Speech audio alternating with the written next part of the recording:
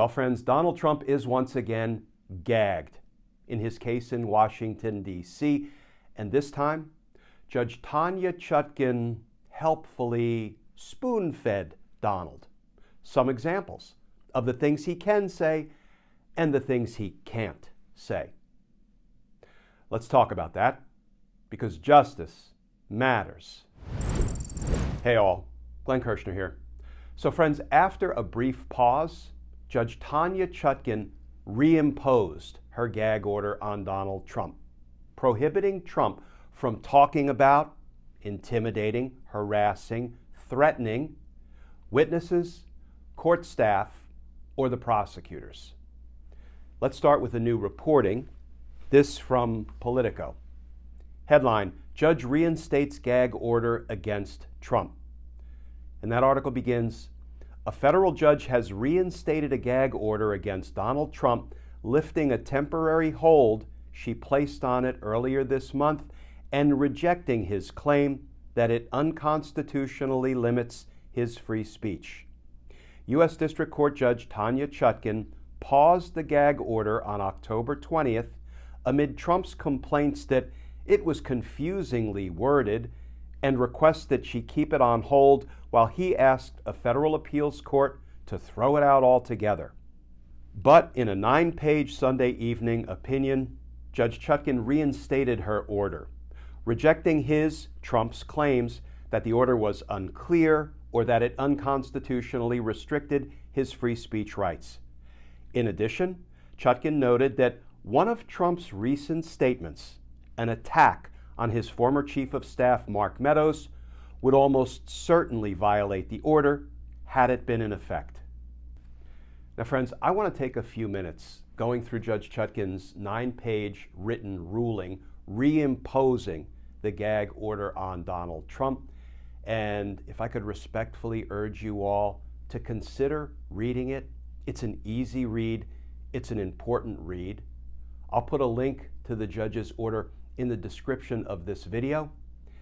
And Judge Chutkan's order will be published in the law books, but it will also be important reading in America's history books. So let's turn to Judge Chutkan's order. So there is Judge Chutkan's opinion and order, and it starts out with a discussion basically of the factors to be applied, the test, when somebody is trying to stay or stop or pause an order from going into effect, which is what Donald Trump was trying to do, try to pause or stop the gag order from being imposed while he appealed it.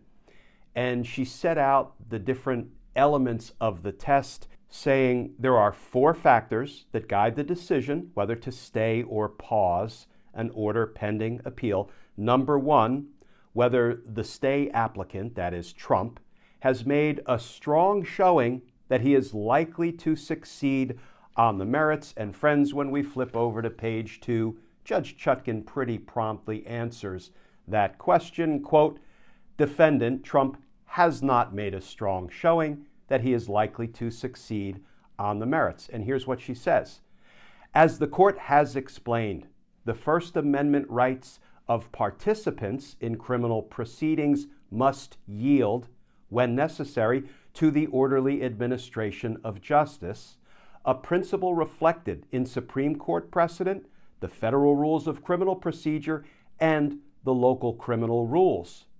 And contrary to defendant Trump's argument, the right to a fair trial is not his alone, but belongs also to the government and to the public. What does that mean? It belongs to us. It belongs to we the people. We have a right to a fair trial as well. Judge Chutkan then really quickly dispatches several of the legal arguments Trump's lawyers make. Defendants' other claims disregard the record. In other words, Trump and his lawyers simply ignore the facts of record that don't seem to support what they're asking the judge to do. She then takes up the defendant's claim that the court gave no meaningful consideration to alternative, less restrictive measures, including a narrower gag order And the judge says, again, the record flatly contradicts Trump's claim.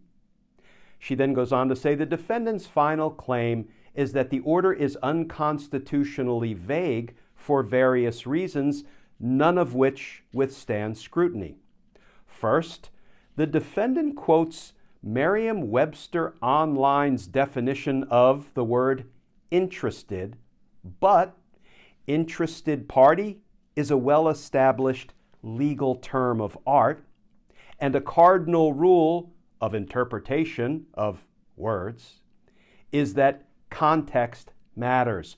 A word is known by the company it keeps.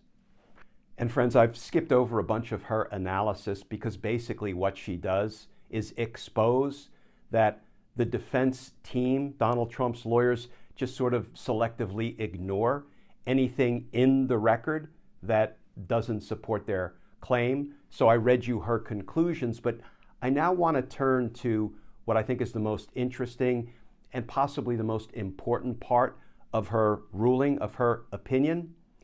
She turns to two of Trump's recent posts and she spoon feeds Donald Trump the do's and the don'ts of her gag order. And this is going to take a few minutes to get through, so I hope you'll bear with me, friends. She says, two of defendant's social media posts since the order's entry illustrate the comprehensible difference between the statements the gag order, permits and those it proscribes or prohibits. First, on October 22nd, 2023, the defendant stated, "Does anyone notice that the election-rigging Biden administration never goes after the riggers, but only after those that want to catch and expose the rigging dogs? Massive information and 100% evidence will be made available during the corrupt trials started by our political opponent. We will never let 2020 happen again. Look at the result. Our country is being destroyed. MAGA." This statement asserts that defendant is innocent, that his prosecution is politically motivated, and that the Biden administration is corrupt. It does not violate the order's prohibition of targeting certain individuals. In fact, the order expressly permits such assertions. Judge Chutkan then turns to another of Donald Trump's posts. By contrast, on October 24th, 2023, after the gag order was administratively stayed, in other words, when she temporarily lifted it, when she paused it, here is what Trump posted. "I don't think Mark Meadows would lie about the rigged and stolen," misspelled, 2020 presidential election, merely for getting immunity against persecution by deranged prosecutor Jack Smith. But when you really think about it, after being hounded like a dog for 3 years, told you'll be going to jail for the rest of your life, your money and your family will be forever gone, and we're not at all interested in exposing those that did the rigging. If you say bad things about that terrible monster Donald Trump, we won't put you in prison. You can keep your family and your wealth, and perhaps if you can make up some really horrible stuff, out him," so you know Donald Trump wrote this, "we may very well erect a statue of you in the middle of our decaying and now very violent capital, Washington, D.C. Some people would make that deal, but they are weaklings and cowards and so bad for the future, our failing nation." That's 3 for those of you scoring at home. "I don't think that Mark Meadows is one of them, but who really knows? Make America great again." And friends, here's what Judge Chutkan said about that statement, that post that Donald Trump made during that very brief period of time when she paused or stayed the gag order. This statement would almost certainly violate the order under any reasonable definition of targeting. Indeed, defendant Trump and his lawyers appears to concede as much, saying if the gag order had been in effect, President Trump would have been unable to make that statement, and for good reason. The statement singles out a foreseeable witness, that is Mark Meadows, for purposes of characterizing his potentially unfavorable testimony as a lie made up to secure immunity, and it attacks him as a weakling and coward if he provides that unfavorable testimony, an attack that could readily be interpreted as an attempt to influence or prevent the witness's participation in the case. The plain distinctions between this statement and the prior one, apparent to the court and both parties, demonstrate that far from being arbitrary or standardless, the order's prohibition on targeting statements can be straightforwardly understood and applied. So friends, the only question now is when, not if, but when will Donald Trump violate the reimposed gag order? And when he does, what will Judge Chutkan do? We've already seen Donald Trump repeatedly violate the gag order imposed up in his New York fraud case imposed by Judge Engoron. He's violated it multiple times. He's received some money sanctions that mean nothing to him because all he does is grift off his base some more to satisfy those fines, those money sanctions.